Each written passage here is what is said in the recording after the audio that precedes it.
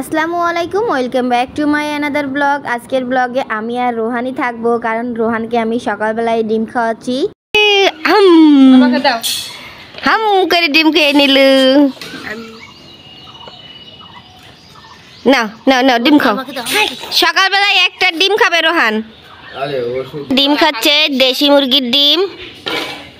এই যে দেশি মুরগির ডিম দেখুন, হাম হাম করে ডিম খেয়ে নেবে আমার ভাই। হাম হাম করে ডিম খেয়ে নিচ্ছে। আমি খাবো ডিমটা, একটু আমাকে দিবা। ডিম দিবা না? তুমি খাবা, তুমি খাই বড় হয়েছে। রোহানের গাড়ি উল্টিয়ে গেছে, রোহান এখন গাড়ি ঠিক করবে। এই দেখুন দেখুন কিভাবে গাড়ি উল্টাচ্ছে, ঠিক করতেছে। আমার ভাই লাল জুতো পাই দিয়েছে।